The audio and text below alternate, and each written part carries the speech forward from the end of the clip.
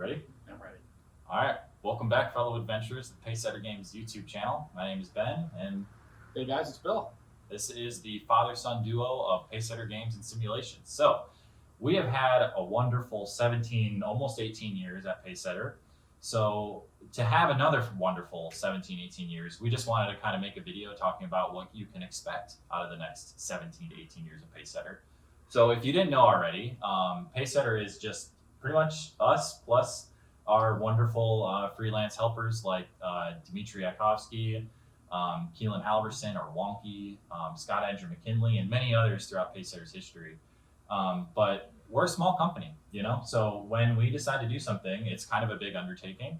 So, and we've kind of decided to do a few big undertakings. So because of that, we're going to kind of set out a timeline and talk about, what's up next. So before that, we'll talk first real quick about the last 17 years, like where Pacesetter has come from versus where it is now. So Pacesetter was always kind of a dream of mine. Back in the day, I started working in my youth with Task Force Games, who famously produces Starfleet Battles and a number of other games, a lot of pocket games. So I worked as an associate editor for them. My start in the business. And I did that for a while, and life becomes life. And while I still gamed for a number of years, you get married, you have family, and all the rest of it. And then you finally get time to kind of come back to it. And that's when I started Pacesetter Games up in really 2008, but didn't get going until 2009. And my intent at that point was I'm a big D&D guy, right? Obviously. And I started producing adventure modules for basic expert Dungeons and Dragons, or also known as BX, and first edition Dungeons and Dragons. So that's how Pacesetter got started with Thing in the Valley back in 2009. And we went full force from that point on. We were just so well received, and I'm so humbled by everyone who supported us through all these years. Yeah. And we continued to do that. And then Ben came in, and things kind of really went quicker, bigger, and faster from that point on. Well, and the hobby sort of changed as well by the time that I came around, because I grew up with pretty much BX and first edition D&D. Pathfinder was huge, and 3.5 was hanging around a little bit, but fourth edition really wasn't. It didn't click. Yeah.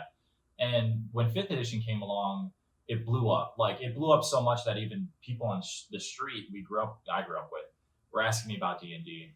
I actually played 5e for the first time from a friend who DM'd a game at college. Actually, I was DMing first edition in our dorms before that. And then from there, we kind of started to take the future of Pacesetter in a different way for another 8 years or so, roughly. Yes. That first phase was 8-9 years, and then this next phase was 8 or 9 years.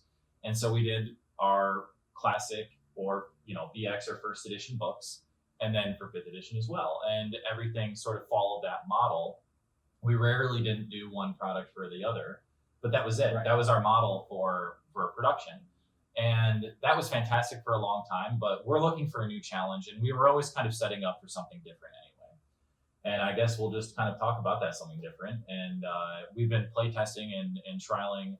I know it's the time of new games, but our very own game, Dungeon X. And we call this game the bridge between the old and the new school. So the intent of this game is not to specifically be a retro clone of one specific game, or this or that, or try to even reinvent the new wheel in a specific way. We've kind of taken a lot of things and ideas from D&D's history and put them into a singular game with that class fantasy of original D&D, in that your character might be a little weaker to start. It's that rags to riches format, but more on the game and the differences in a different video. This is, again, just sort of an overview, big picture.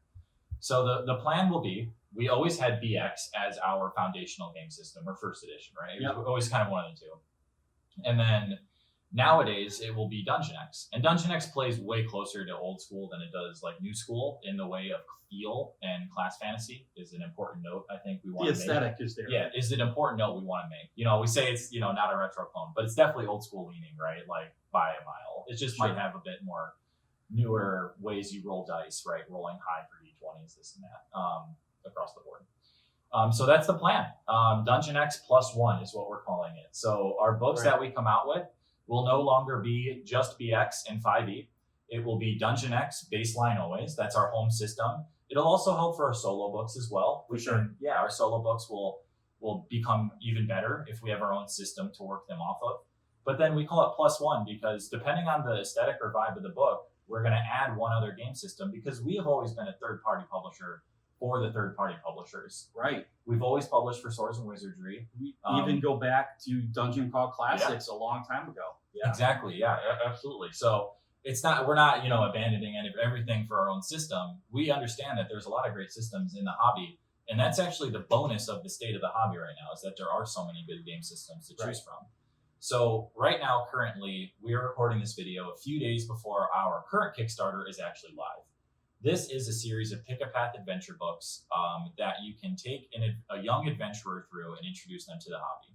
This is a kind of a callback for us to how my dad got me and my sisters into the hobby. Right. Was through the D&D cartoon, and I brought them to show the Endless Quest books and the Pick a Path Fantasy Forest books. So we're doing our own series of Pick a Path books to help get younger kids into the game. And we kind of trialed it with our Up the Beanstalk solo adventure. We tried to get the format right and see how we wanted to do the format. So we've tried a product and we're ready to go into the next step. So the future of Pacesetter will include Dungeon X +1, but it will also include ancillary products, I guess we could call it. For sure, we want to be more of a holistic game company other than just a D&D publisher. And while there's absolutely nothing wrong with it, we did it for 17 years. We just really wanted to expand, and we've always been big about getting youth involved in Dungeons and Dragons. We've tried to slant our products, as many of you know, as classic Pacesetter supporters. Our stuff's generally rated PG, maybe PG-13, even G. So I think it makes sense for us to do products that really can target the broader range of game enthusiasts, and if you're a game enthusiast, how to get that younger generation involved in gaming without coming out the door swinging with a big, thick, heavy rule system. Right. Yeah. And I'm actually we'll talk about this a ton in another video. Yeah. But I'm a teacher actually as well, and this is how I've introduced my students to gaming was slowly through a low intense choice of what do you want to do, turn left or right. What do you want to do? Swing a sword or cast a spell? And eventually you do get that big picture of the rules dense role-playing game. So when they arrive to it, it's almost like they're naturally operating in it and they don't even know. They just don't know what die to roll for their class. That's really the only difference. So let's talk about Dungeon X +1. Let's talk about this. Yes. This the publishing pipeline for the next year, about full year of this transition period of Pacesetter to get us through to it and to that other side where we're looking pretty. So that's Pick a Path. That's like Q3 of 2026, what we're in right now. To end of the year is our first pivot into this new foray of Pacesetter. And that is kicking off with the 50th anniversary of, go ahead. Palace of the Vampire Queen. So we are the intellectual property holders for Palace of the Vampire Queen. And we've done some stuff with it in the previous years, mostly running tournaments using the Vampire Queen, various dungeon levels. And really what that's been for us is a soft play test for years. We've been building up to this point to how do we expand it? What makes sense? What are people going to enjoy? And in bringing this most iconic D&D product into the market in a way that does it justice. Because again, not only is it the 50th anniversary of Palace of the Vampire Queen, that adventure is the first adventure ever written for the game. First adventure module. People can argue but it is what it is. And there was like a tiny Greyhawk adventure in Blackmore. Yeah, in Blackmore. So, but that really wasn't a self-sustaining, published adventure. Right. We also get really the first mega dungeon, Palace of the Vampire Queen, 5 levels. We get the first big bad boss. First antagonist, I would say, right? Yeah, first antagonist. Yeah. And she spelled out really well. And I think for us to do it justice, we've been waiting. We want to do it right. And again, the 50th anniversary is perfect for that. And I want to also say, I think people love this gothic horror. At least I do. I think a lot of people do. Sure. This gothic horror sort of like vampiric type vibe. And the grim dark stuff. It always kind of, and I'm saying this is one of my favorite adventures of all time is actually Curse of Strahd. That's already been done though. You know what I mean? Right. Like the sort of like Dracula type or just menacing male, The Vampire Queen just offers a really interesting like other take on this as well because Strahd already exists, So why break it if it's not anyway? But we're really excited for the Palace of the Vampire Queen. How this is going to work is it's going to be a full campaign. It will be out for Dungeon X. Dungeon X will be out for playtest for free on our website. for free. It's like playing with it's actually funny. Wonky, who's our cartographer, he said this would be like playing Call of Duty without the Xbox. So like you get to play the system and play the games, but we're not asking you to buy the system yet. It's just going to be free on our website for a long time, until we talk about that at the end of this product line. But so House of the Vampire Queen, Dungeon X, and then the Pacesetter +1, we're calling it. You want to talk about the system we're going to go with first? Right, and this is again been in the works for a little bit. We are doing it for Shadow Dark. Yep.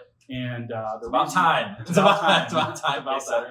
And we've been talking to Arcane Library for actually like 2 years about this, and we're really excited to do it. It's it's a big decision, but it just seems to work perfectly. We understand Shadow Dark is one of the it's not even up and coming anymore. It's one of the leaders in the third party industry as far as games. And well, like we said, the big idea of the Pacesetter +1 is to make sure we pick the right product as well. So Dungeon X is it's our baseline system. We'll always do it for that. But Shadow Dark here for this product just makes sense. Like it fits the theme, it fits this vibe. That'll come out in October. So October 2026, Halloween, right? Yeah. Is when this product will go live on Kickstarter, and then we'll go from there. So Grim, Dark, and Deadly. Yeah, it's going to be a blast, and it's to celebrate the House of the Vampire Queen's anniversary, to kick off our new sort of schedule and publishing pipeline. It's going to be a lot of fun. So anyway, let's bounce then to moving on. Start of 2027 is we're not holding up with D&D history. No, we're not. What we're going to do in the beginning of 2027 is finally conclude in a massive, big campaign. We're calling the Campaign of Peril. We were approached years ago by the son of Dr. John Eric Holmes to do something with his home campaign. And all his manuscripts, all these crazy islands, and more about Porttown, and all the beautiful, Holmes vibes and adventures you get. We were actually trusted to do some adventures with it. We've done about 3 or 4 adventures to date. Yes. And now we're going to do a big campaign with it. And again, put it out for Dungeon X +1. And we're not sure we want to tell you what that is. We're not positive yet. But we haven't ready. We're really ready to do it. We kind of gave you a clue earlier on in this video. If you want to wind back a little bit.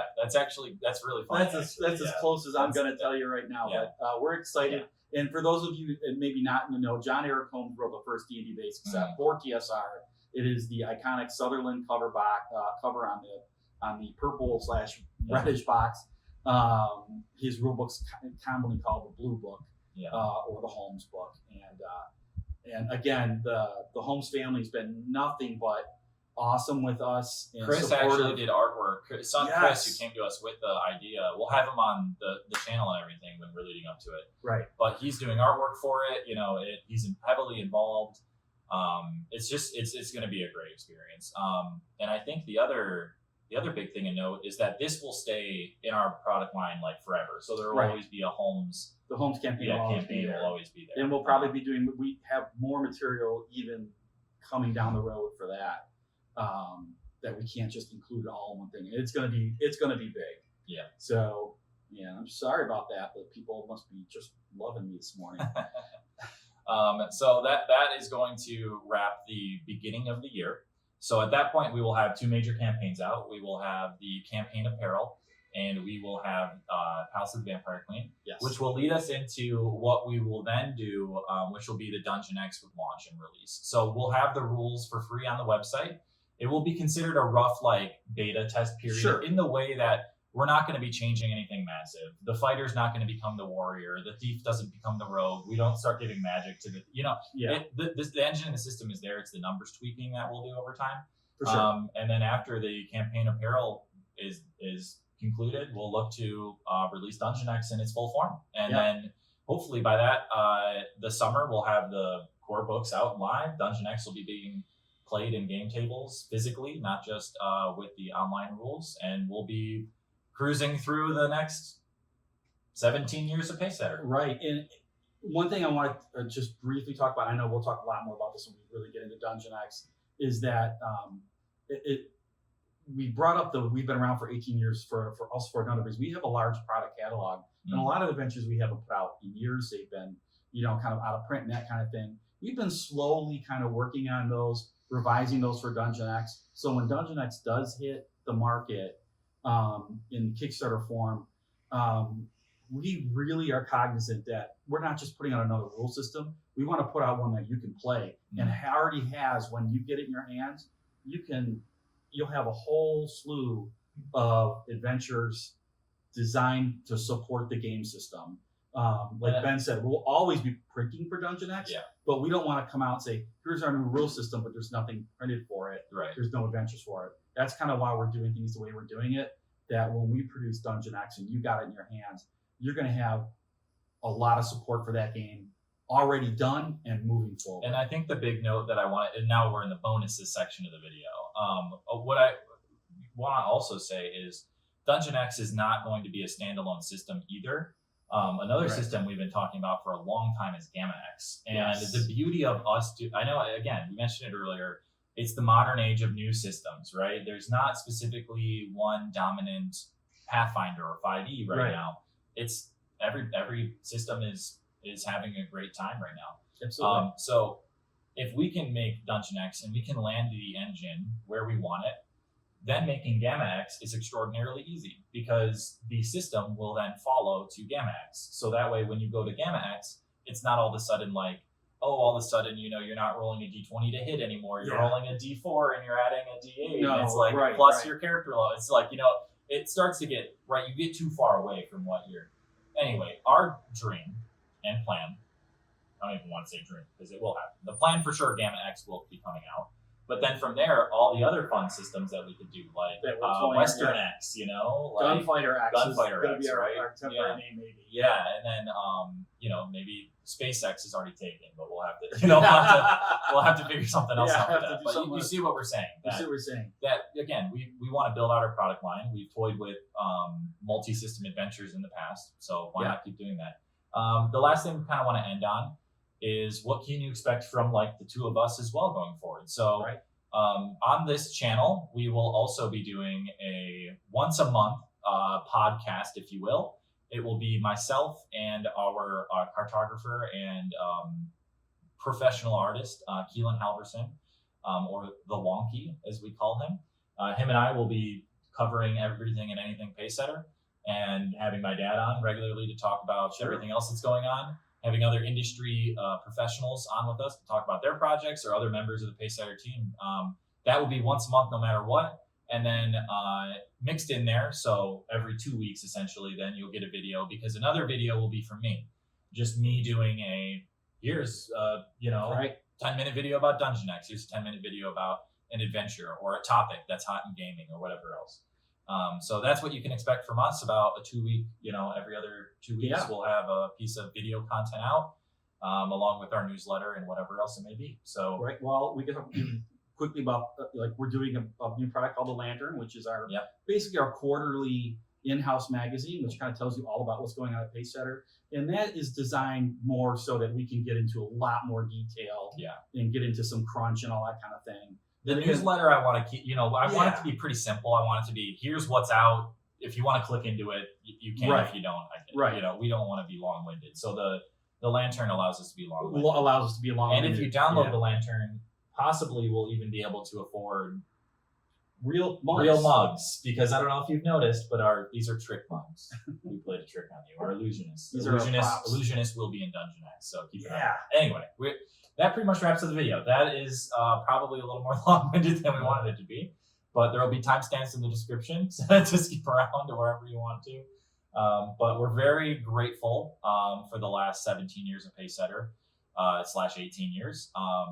Honestly, and the truth is we wouldn't be able to be here without the support of the community, because the Dungeons & Dragons community, especially the old school one, is you would either say it's the spine of the hobby or it's the heartbeat. I would say it's the spine personally, because without the OG old school crowd, whether that is Pacesetter Games, Goodman Games, Trollord, all of these people in the community, who knows what the D&D industry would be nowadays? You know what I mean? Without the people who have kept it alive, you know, legacy because players. I've seen it from all sides, you know, because Right. I came up in the new generation of gamers, right? And there's nothing like the old school, you know, crowd. There's and not. It's just there's nothing like it. So Legacy players who started this hobby and who have either like myself come back to the hobby yeah, and now continue to support it. That is the backbone Yeah. of our industry. And again, all of you who have supported us for 17 years, we can't thank you enough. And we hope to see you Yeah. on a future video or at a game convention Yeah. that we attend. So yeah, we're always absolutely. willing and absolutely want to meet you. So thank you again. Absolutely. Well, that wraps it up because we could just talk forever, but that's the point of the Pacesetter podcast coming up. So Yeah. thank you all very much for watching. Please check out our currently live Kickstarter, Adventures from Farador Keep, Choose Your Own Path or Pick a Path stories. Live on Kickstarter right now. If you're watching this video later in the future, the links to the website and all of that will be in the description down below anyway to purchase there. So thank you all so much for watching. Looking forward to another amazing 18 years of Pacesetter Games. Keep those rolls and spirits high. We'll see you next time.